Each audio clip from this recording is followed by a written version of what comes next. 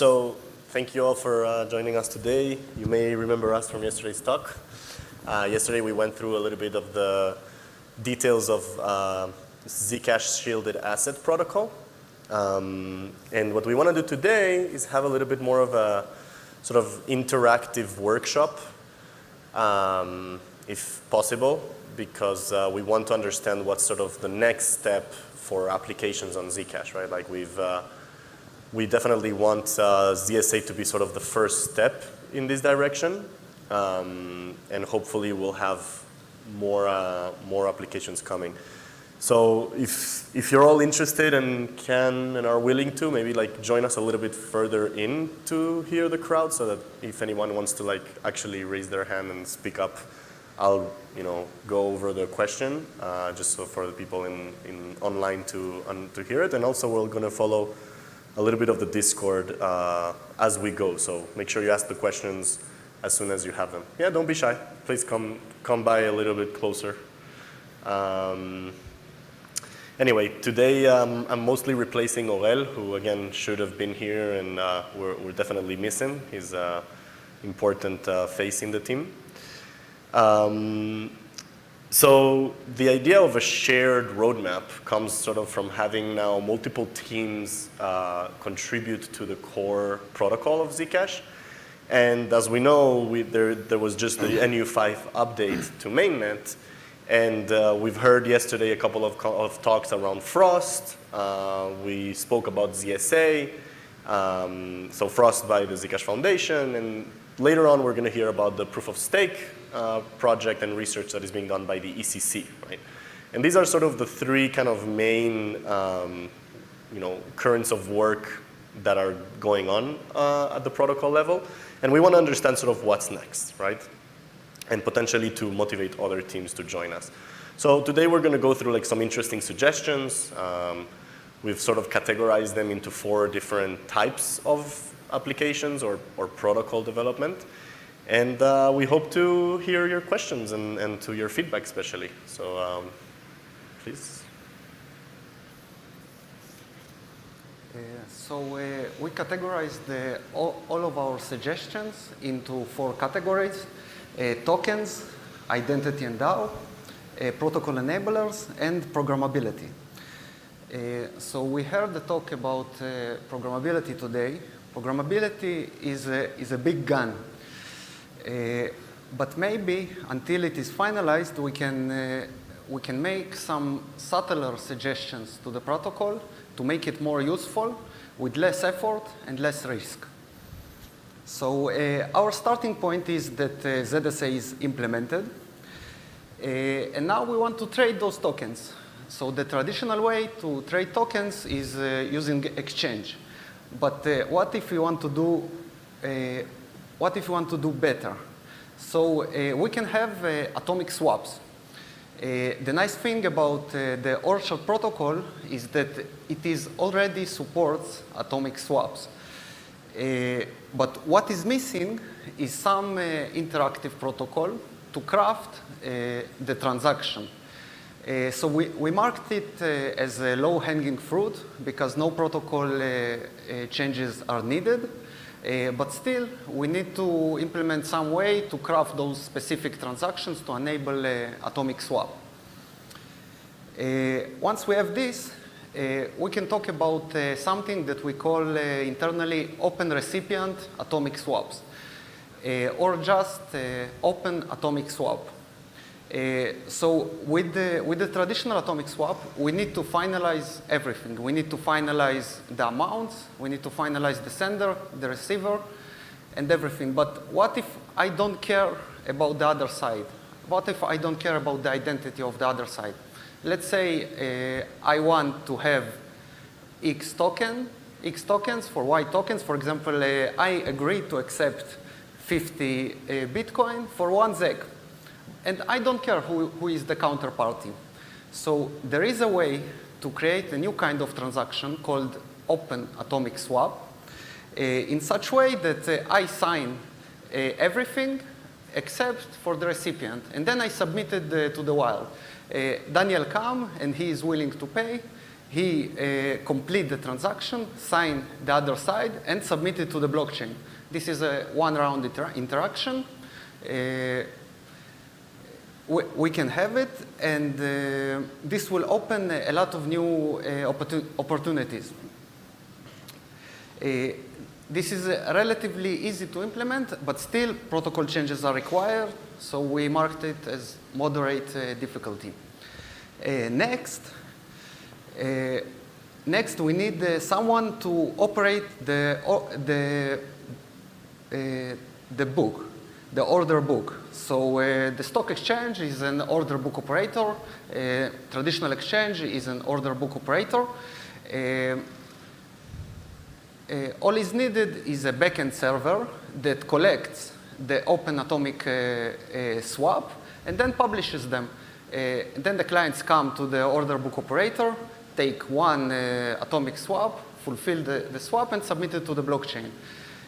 We can have this as an independent service, as an independent backend service, or we can consider embedding the order book into the Zcash client. The benefit of embedding it is to concentrate all the liquidity in one place. And this is especially important during the bootstrap phase, when the community and the usage is still low. Instead of splitting it between multiple order book operators, we concentrate everything inside the client. And then we have both blockchain and an embedded exchange. This is an option, but still it will require changes to the Zcash client. It will put more weight on the Zcash client. So we marked it as medium difficulty. But all the transactions are public. So the identity is protected by the Zcash protocol, the identity of the users. But the data, the prices are all public. Same with the regular exchange. So we can have this.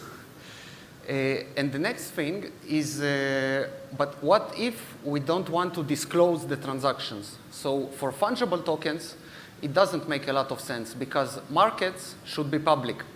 But for example, if I want to privately sell an NFT, say some expensive piece of art, we can consider something that's called a dark pool. Dark pool can help us to hide even the existing of the transaction, not just the identity, but also the existing, and even to hide that this transaction even happened. So dark pool is an active area of research, and it's usually implemented using an MPC. It will require some research. We marked it with a hard difficulty. We also need to weigh the benefits versus the cost. So this is an expensive and time-consuming development. We need to weigh whether the use case of hiding the existing of the transaction actually worth it. So there is a couple of good questions. The first one being sort of identifying a middle point here or a different type of mechanism. Is there an interest in supporting a Uniswap-like AMM for token exchanges where there is no order book needed for swaps? So I guess instead of having like specific swap offers, it's more about having like liquidity pools, right? Like Uniswap-like. But still, you need to publish the transaction somewhere. So without some dark pool mechanism, I don't see a way to hide the existence of the transactions. So Uniswap is public, and the order book operator is also public. Even if the order book operator tries to hide the transactions, the users can constantly scan the order book and deduce with high probability that a transaction happened. So it's not trivial to hide those things. And there's another question which was also answered, but we'll ask it anyway. Is an offer using an open recipient atomic swap limited to a given height range? Dara says, I guess that is easy using expiry height. And Aurel answered that there should be an expiry height. So in some sense, I guess that's saying that open recipient could be, a version of open recipient atomic swaps could be implemented using today's protocol almost. I mean, with some tweaks to the protocol, but not too much more work there. Okay. So with ZSA, we have some kind of simple issuance mechanism. Everyone can issue whatever they like. But what if we want something more, a bit more sophisticated? What if we want to do something like an ICO? So it is possible to create a mechanism for scheduled or redeemable minting. For example, you define this mechanism, you submit it, and then everyone that send 1 ZEC get one newly issued token. It is possible, but it requires protocol changes. Next thing, what if we want to do an auction? Let's say I have an NFT, and I want to auction this NFT. What can we do? So this does not necessarily require protocol changes, because if we have open recipient atomic swap, I define a time frame, for example, 1 hour. I request all of you to submit your open atomic swap transactions. After 1 hour, I choose the highest bidder. I fulfill this transaction, and we have a simple auction mechanism. So this is easy. But what if we want a different kind of action? What if we want a Dutch-style action? What if we want second price action, or a guarantee, or some kind of guarantees over the action? Then it will require protocol changes, and then the difficulty will be medium. Next thing that we have here is event-based minting. So if we want to create something like algorithmic stablecoin, for example, we have an oracle, and if the price goes below or above some threshold, we want to issue more tokens. And we want to make this in a trustless manner. So it is possible to adjust the protocol with some event-based properties. And finally, we have programmability. So this is not a general programmability. This is only relevant for minting, so we can scope it better. It is smaller project, but still programmability is hard, so we marked it somewhere between medium and hard. Okay. Should I go on? Yeah, we can ask questions about the previous one after as well. Okay, next thing, we have staking. So this is not a proof of work versus proof of stake. This is staking for typed assets, staking for ZSA assets. So we see on Ethereum today that people tend to lock their tokens for some time, and they get rewarded. For example, I lock my tokens for 1 month, and I get some constant reward paid using the same token. So we can adjust the protocol to support this type of typed asset staking. Also, we can support royalties. For example, every time I transfer this NFT, the original creator gets some part of the price, same as we see with Ethereum today. And we can have negative incentives. Think of this something like negative interest rate, as demonstrated by the European Central Bank. We can define an asset which will have a negative interest rate. Or, for example, if we can define that if the user doesn't use the asset, we can somehow give him a negative incentive to encourage him to move the asset, for example. It is possible, but still protocol changes are required. Okay. Can I go to the next slide so we do the questions? Okay. Yeah, so now sort of let's really kind of synthesize these and try to ask questions. So there's one specific question that was asked. Has anyone thought about splitting out on-chain smart contracts, e.g. an AMM, into a sequencer who orders, executes, and say a TZE, or the Zcash extension mechanism, that in a batch validates trades on-chain. Has anybody thought about this? Do you want to share a little bit? Speak up, or and I don't know. So the thought is to be able to general purpose without having to add in strategy.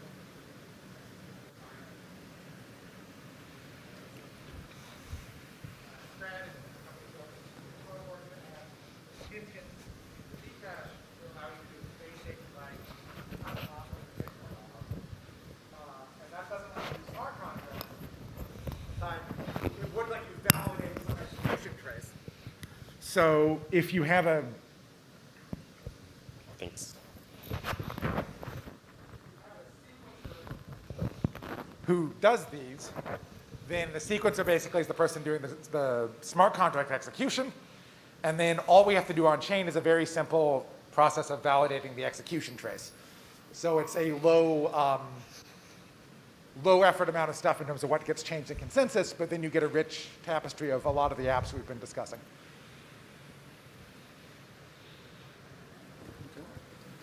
If I remember it.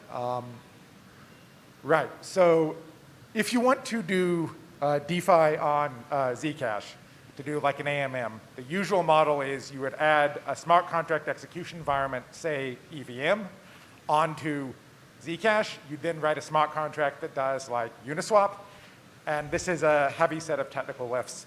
Right? The other way to do it is to do most of the trading and stuff off-chain with a sequencer, and then the only thing the blockchain needs to do is validate the sequence of trades and the curve updates that that sequencer ordered.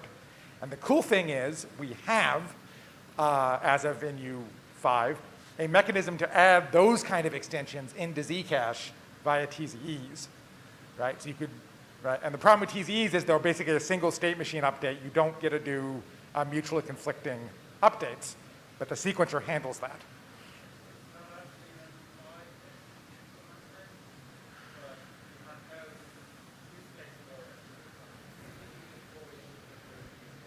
Okay, well, then I have a use case for it. That's awesome. Thanks, Ian.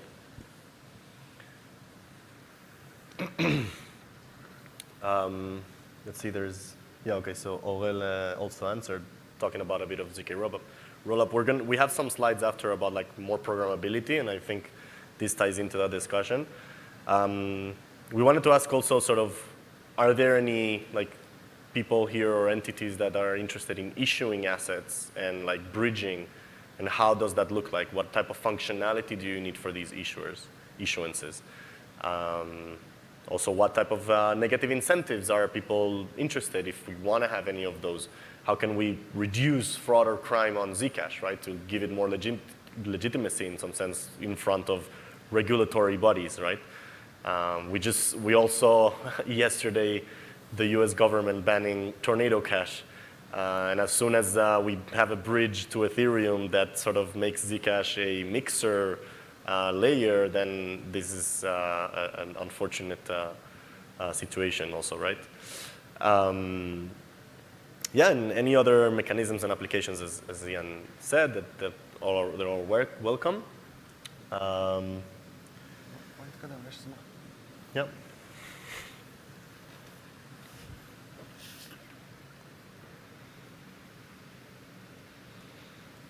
Yeah, the clicker is not, yeah, there you go. Okay, next category is governance or identity. So the obvious thing that we want to allow for token holders to have a vote. So to have a vote, you need to prove that you hold some amount of tokens relative to some block number or some root. You need to submit these proofs to some central place for validation and to count them, but this does not necessarily require protocol changes. Next thing, we can talk about reactive voting. think about voting, but with some enforcements. For example, there is a question, do we as an organization, think of it as a DAO, want to invest in this or in this, and the result of the vote triggers a transfer of funds either to this account or no transfer at all. So reactive voting will require protocol changes. Next thing that we want to allow is proof of reserves. So we have the concept of viewing keys in Zcash, but this is very explicit. If I share my viewing key, whoever gets the key can see everything. But what if I want to prove something only about one specific asset that I hold, not about my entire account? So we need something more tailored, but this does not necessarily require protocol changes. Next thing, we can think of profit sharing. So let's imagine me and Daniel starting a new company, and we are selling ice cream. So we can set up a Zcash account using profit sharing, and then every income will be automatically split between me, Daniel, and the ice cream provider, for example. So this is for profit sharing. And then we can have auditability. Auditability is, sometimes it is important to trace the source and all the middle stops of the asset. For example, we see it with the Bitcoin blacklists. So we have blacklists of addresses. And if funds go through one of these addresses, they are not accepted by the US government, for example. So we want to be able to audit all the stops of the asset. We currently don't have it with Zcash. We can only audit the last stop. But what happened before, we need to make some developments to make it happen. Next thing, stablecoin transaction limits. So in Israel, we have a stablecoin transaction limit. Businesses are forbidden to accept cash transactions above certain threshold, something like 6,000 shekels, which is something like $700. So we can create assets and enforce a certain limit. But what prevents me from splitting my one big transaction into a lot of small transactions? So nothing prevents me. Also in Israel, there is no way to efficiently enforce this limit. But we can think of creative blockchain solutions to maybe enforce this splitting issue better. And then we can also define some custom transaction rules and enforce them using the protocols, not on every asset, but on certain specific assets that require this functionality, like with stablecoin transaction limit. We don't enforce it on all the assets, just specific selected assets hand-tailored for some specific purpose.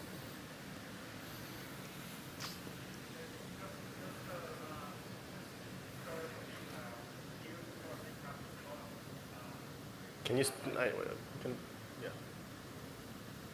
Sorry.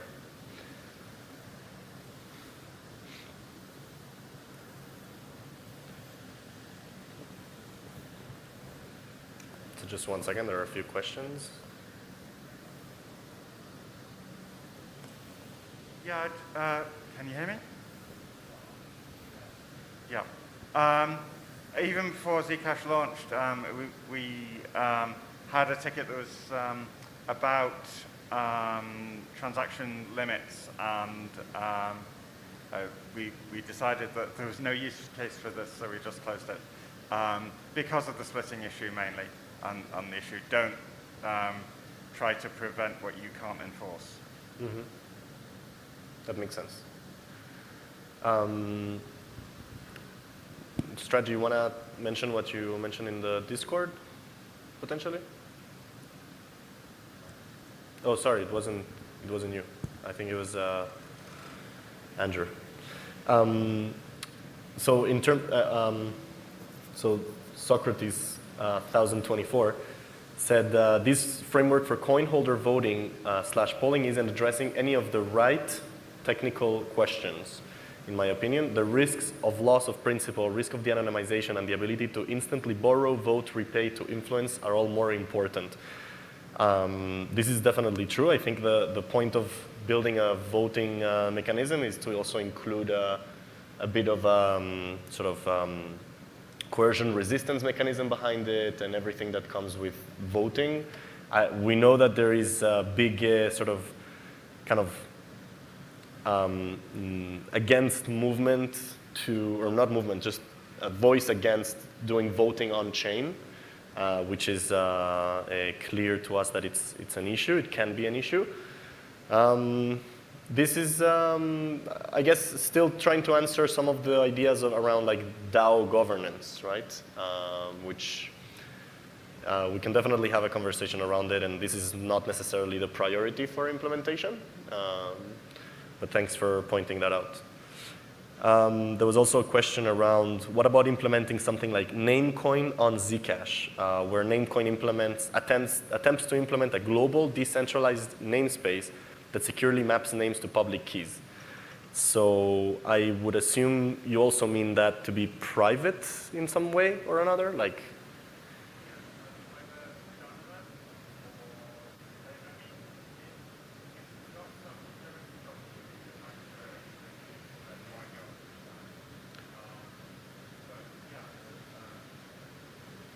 Like some sort of private DNS or something, yes, ZNS. Exactly. Yes, exactly.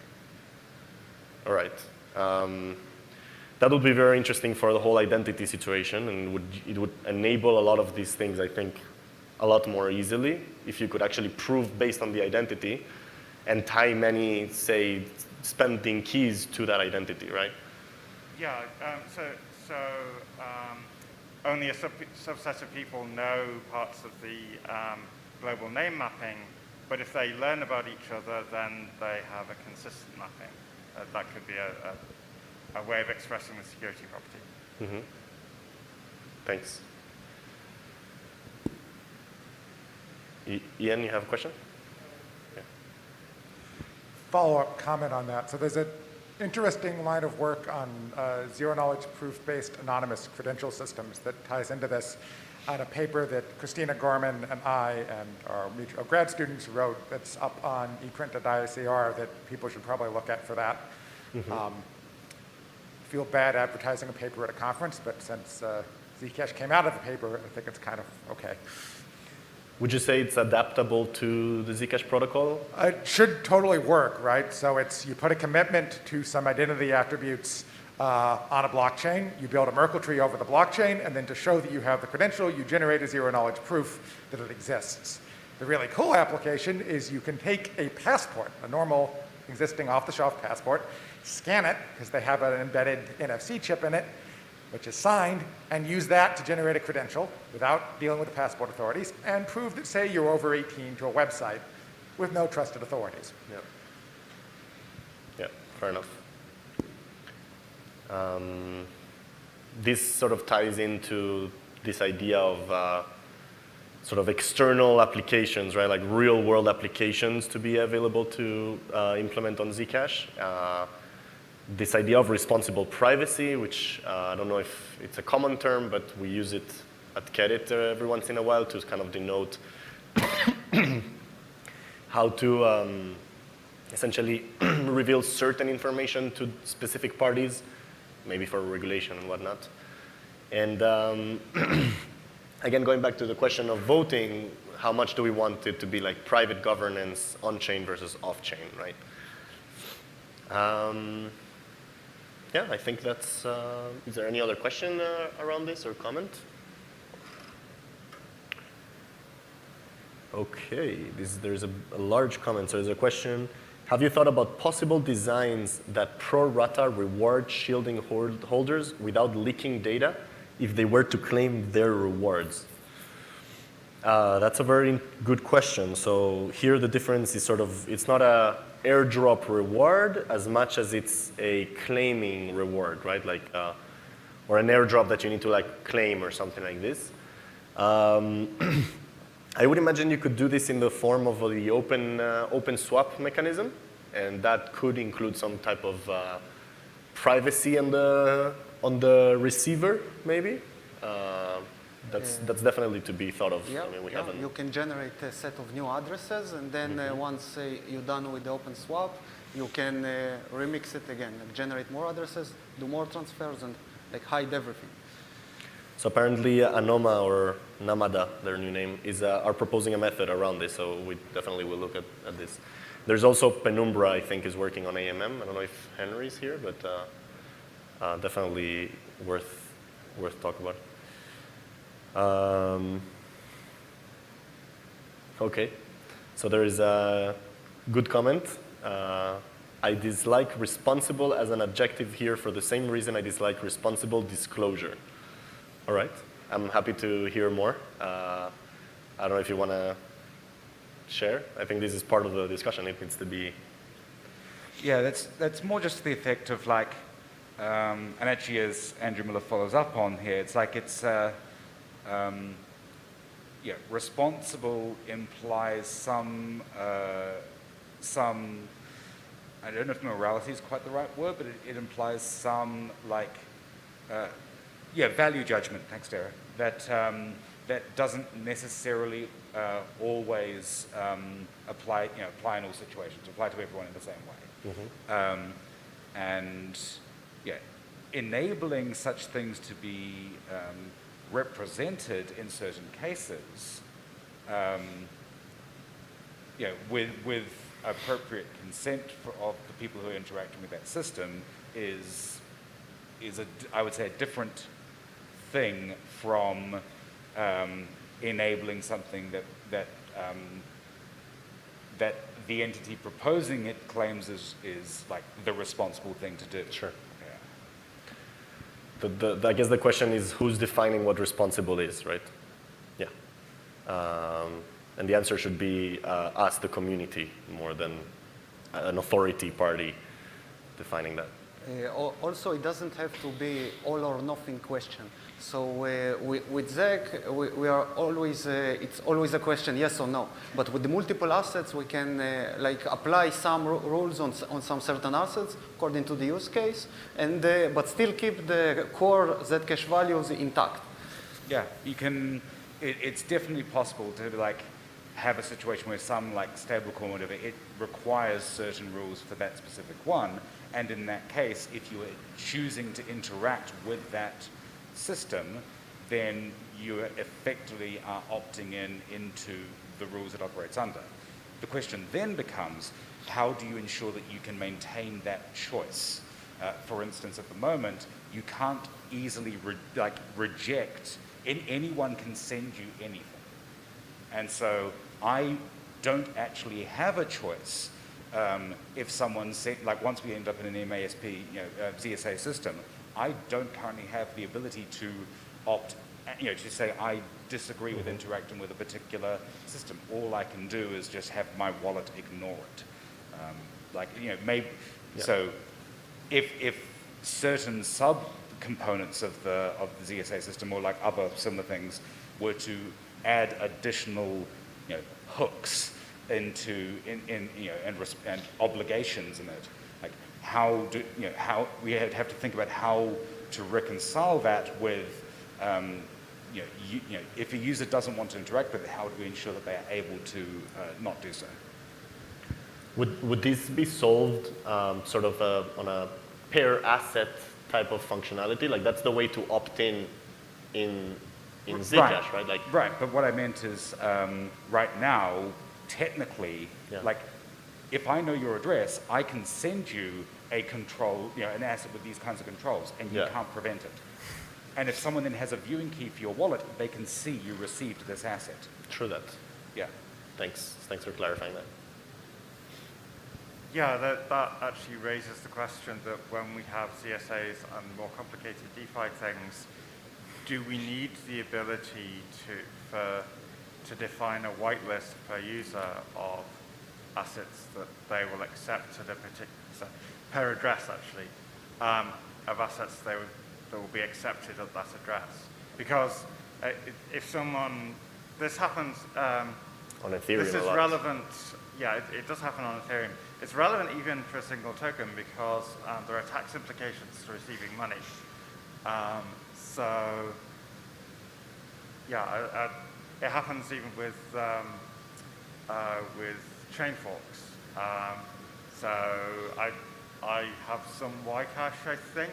I don't even know. I never bothered claiming it. Yeah.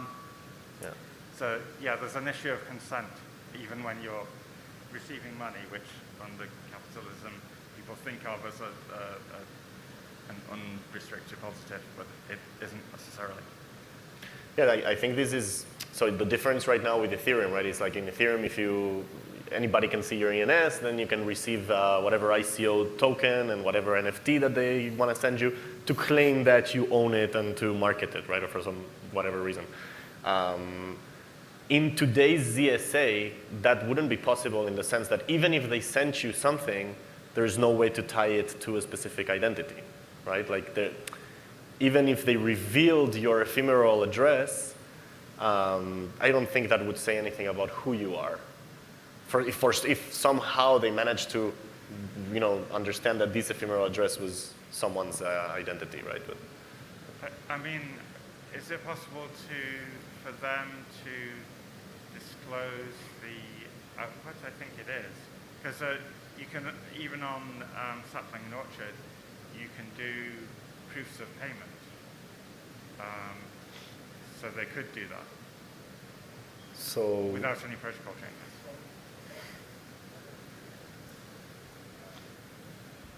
So that reveals the address.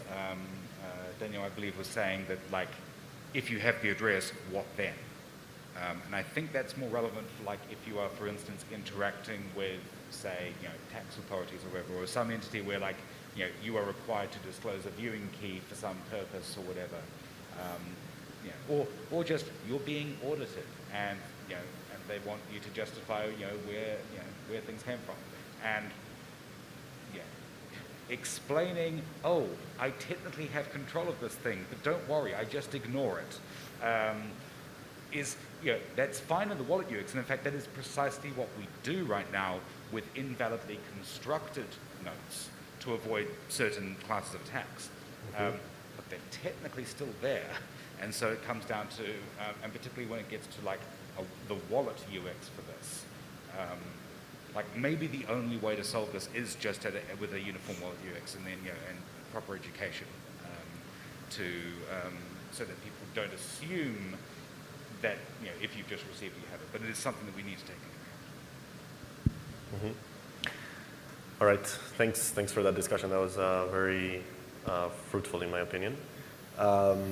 There are definitely a lot of questions here that are important. I think one comment that I will take and maybe summarizes some of this is that, in my opinion, Zcash should outright reject anything, for example, that allows a majority vote policy to disclose private info without a user consent. And maybe that can wrap up this discussion. We have two more categories that we wanted to discuss. So another category we have is called protocol enablers. In protocol enablers, like we've kind of bundled here a few things. We have security in general. That's like, for example, multi-signature for issuance. Now, this is something that we believe can be done like quote unquote easily once we have Frost for the spend authorization. Again, because the issuance mechanism is derived or like analogous to the spend authorization keys. So that would be really interesting. Of course, this could be used for the bridges, for improved security of bridges, and for other type of issuance mechanisms. In terms of bridges and sort of kind of better bridges, without going all the way to like trustless bridges by verifying the state, there is like things that we could be doing inside of the Zcash protocol, like verifying signatures of other chains and things like this, that are not necessarily sort of going the whole way of trustlessness, but will definitely improve how the relayers and the bridge operators have the ability to cheat the system or not, right? And again, trustless bridges, this is a very interesting topic. I think in order to verify the whole state of a different chain, First of all, right now I think there is basically two different chains that we could be doing this for. One is Mina, because it's inherent in the way that it does, so we could basically verify that proof recursively in Halo 2, and maybe Ethereum if we were to adopt some form of ZK EVM like Jordi was presenting earlier. That would be interesting to see. And then there is sort of these third protocol enablers, which is kind of oracles. We know oracles are very difficult or almost impossible if there is no sort of third party. And basically here we're thinking about two different types of oracles, right? The first one is this idea of oracle replacement, which is sort of what happens today with, say, like Uniswap on Ethereum, where the liquidity pools are so large that actually they don't need to pull prices from a different external source because the latest trades in the protocol itself sort of define the price of the assets, right? And the liquidity pools are so large that you don't actually have security issues that much. And the other one is sort of provable oracles. This is a really interesting line of work. I don't know if you're familiar with DECO, this sort of TLS proof, zero knowledge proof. I think that could be interesting to think about. But this is definitely not an easy topic to solve. Would involve a lot of research, and I'm sure there is other lines of work. So any questions around this? Let me see if there is anything on Discord.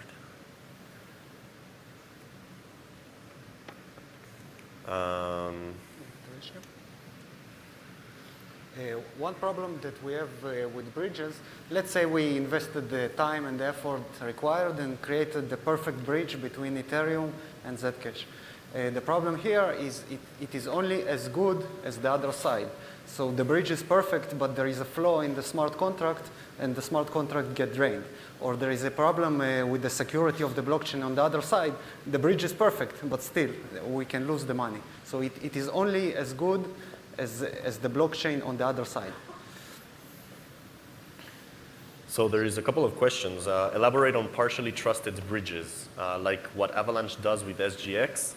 So I don't personally know what Avalanche does with SGX, but again, like partially trusted bridges would essentially take components of the other chain that are like transaction verification, but not state verification, and sort of verify it at the level of the protocol in Zcash, right? And that could be like from transaction signatures, identities, like things like this, to remove certain trust from the actual operator itself, right?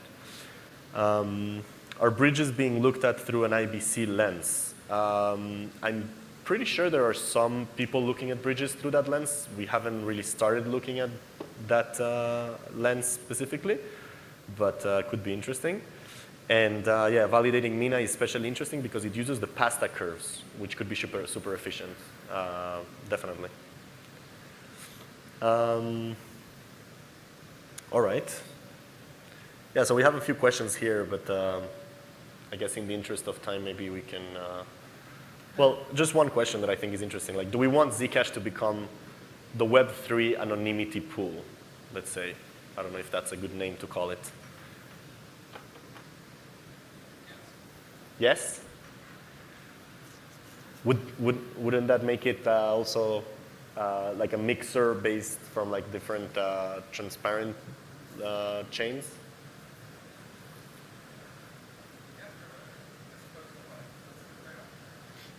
No, I don't have a different trade-off. Just pointing out the yeah. Okay.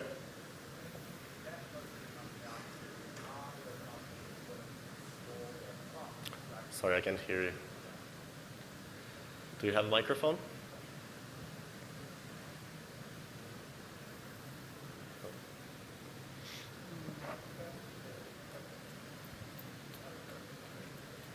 Thanks.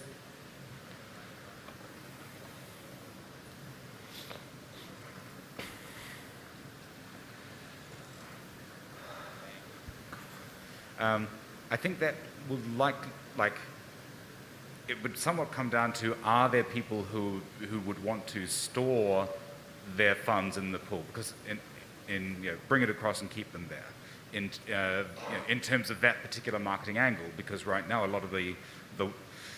right now it seems a lot of the Web3 like marketing or furor is in like DeFi, applications for store your funds here and you get a bunch of APR or whatever, and that wouldn't necessarily happen if you were storing your funds in at the moment in Zcash. That might be something that changes in a proof of stake system, potentially, which might change their calculus. But just with ZSAs on their own,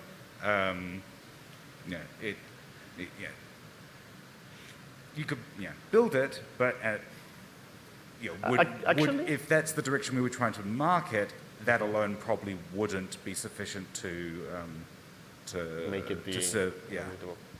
It's actually interesting what you pointed out. Like today, even with the ZSA protocol today, it could be that you can store your assets for some kind of reward mechanism, because at the end of the day, the operator is going to have your address on chain. So as long as your assets are on the Zcash chain, well, I guess unless you start moving it around and then you're not really the owner. But I don't know. It could be a different definition there. All right. Yeah, just related to that, there's a similar thing with like, we've had discussions about like, shielded hosting fees and other stuff like that. And there's a similar issue there of like, where is the fee paid? So that's sort of the inverse problem, like where is the value accrued? In terms of, once it's in the shielded pool, like we're intentionally not tracking where it's going. Definitely. Thanks. Okay. And lastly, of course not least, this is probably the most difficult category, programmability, right? And there's been like two really like important lines of work in our opinion. This is very high level, so forgive us for those that actually deal with programmability. We've seen 2 talks today, and I think we're going to see another one or at least today. There is sort of the ZKVM without the E, right? Which is more like the Zexy style recursion privacy that sort of you have kind of a payload that could be thought about like per asset or per node, if you wish, which is very sort of UTXO friendly.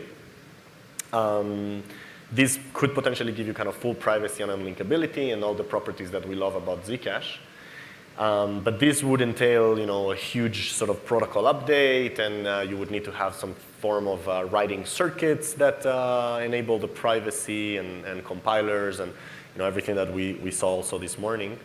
Whereas there is a different path that's sort of taking the EVM and sort of /ZK EVM on chain, right? And then you could also do like rollups and whatnot.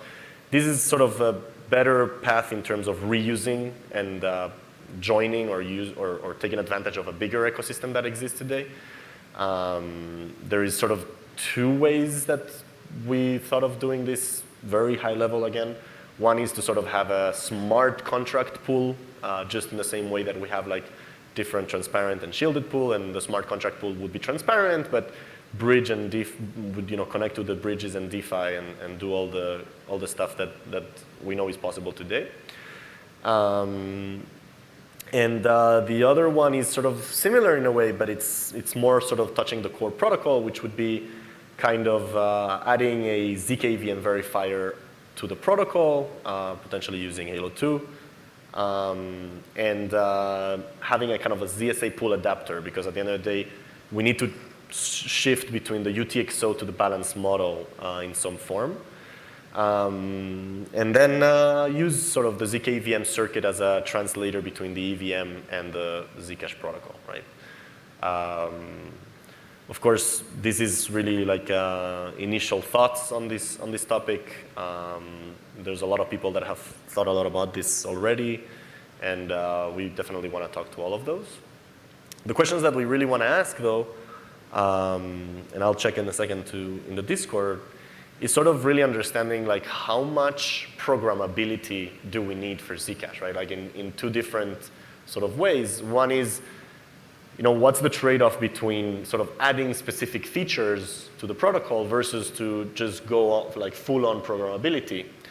And the other one is sort of how much do we need the full programmability, right? Like it's really a theoretical thing versus practical.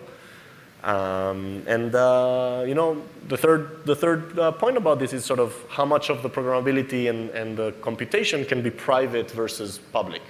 I think these are all trade-offs that we need to consider as a community instead of just sort of going and starting to build a full programmability privacy world. Yeah, and I think this is interesting. If anybody has comments around this, let me see what there is here. So there is a comment by Dara. Another possibility is to emulate balances in terms of UTXOs, i.e. the VM sees some subset of UTXOs as an account. Yeah, interesting. So this would be part of the converter in some sense, the ZSA pool adapter, right? Cool. Anyone wants to comment on these trade-offs that we mentioned? Pablo? I don't know. No. Okay. Let's see. A couple more comments or not.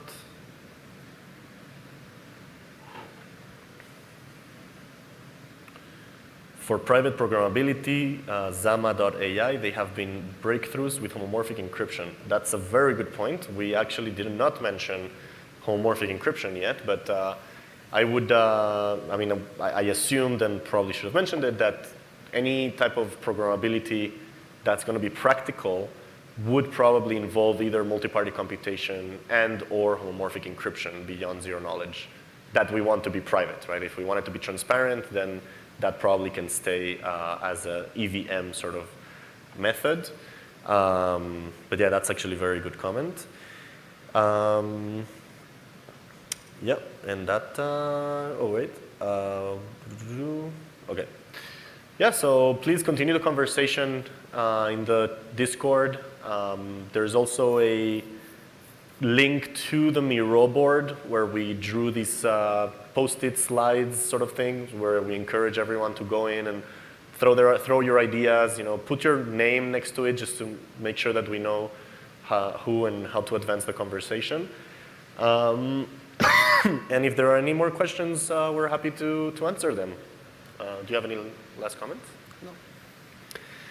So thank you again for joining the workshop, and I'm glad we could make it a little bit interactive as much as the policies of the conference permits. All right, thank you.